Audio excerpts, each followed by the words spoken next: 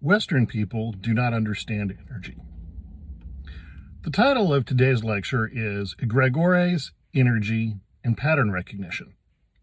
A problem with Western philosophy, or the Western way of looking at the world, is that, in general, most societies agree that reality can be broken up into 4 or 5 levels.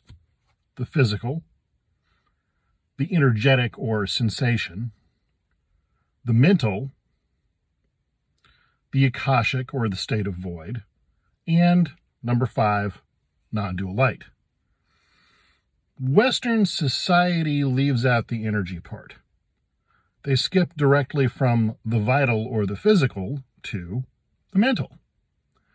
Now, this has had many benefits over a long period of time, such as the Age of Enlightenment, the scientific method, modern engineering, and so on and so on. Which is why, quite frankly, most of the modern world is actually a reflection of Western society. Now, this is a controversial idea, but it happens to be true. The rest of this lecture will make a lot more sense if you simply get over that. So, what does this have to do with pattern recognition and egregores? Well, here's the thing. Between about 800 AD and 1950 AD, there have been exactly 4,000 people who came up with an original idea. When you understand this, you understand that most people have never done anything original in their lives. I certainly have not, and I don't know anybody who has. So, if this is in fact true, then how are we really measuring intelligence if creativity is essentially not a thing? Well, it turns out the way we generally measure intelligence is through something known as pattern recognition. The better IQ test, for example, you don't even actually need to be able to read to take, and they're quite accurate. Okay, why is pattern recognition an important part of this? Well, again, since you basically have a 0% chance of ever doing anything original yourself, if you want to simply be successful at something, well, then realizing how to do it is probably pretty important. And this is as true if you're working on a degree in nuclear engineering, as it is on working in magic, as it is in making a fine piece of art. You have to be able to identify how to do it. And that's largely about pattern recognition. Okay, so again, what does this have to do with egregores and energy and the rest of this? Well, one way of looking at an egregore is a intelligent, energetic pattern. Now, some people will call that a spirit or some other such thing, but if you can identify the pattern of something and empower it with energy, you tend to be able to do it, and it tends to take on an intelligence of its own. That sounds an awful lot like an egregore.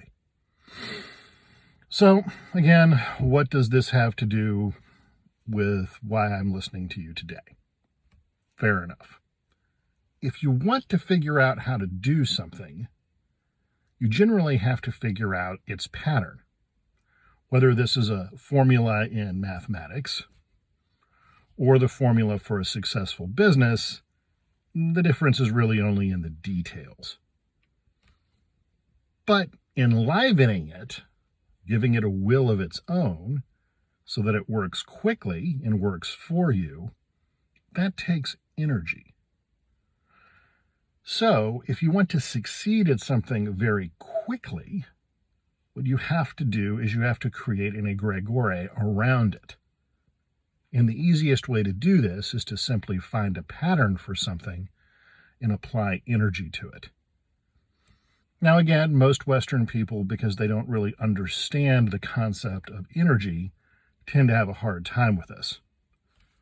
Other cultures tend to have a hard time with this because, as anyone who's ever worked with energy, or as I sometimes like to say, sensation, has found, It's awfully sticky.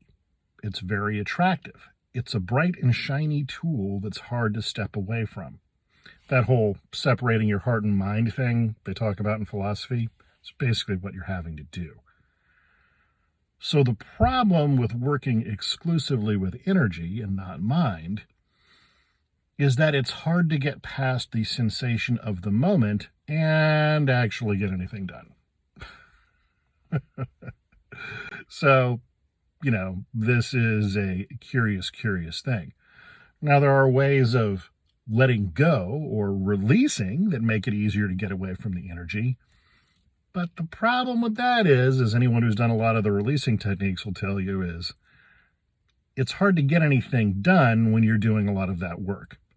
Turns out letting go of things just kind of makes you feel happy and dopey and, well, not particularly motivated to get off the couch. Now, when you focus, this tends to generate an energy of its own, which can make you pretty much unbearable as a human being, fair enough, but also distracts from the mental level effects that you're trying to generate.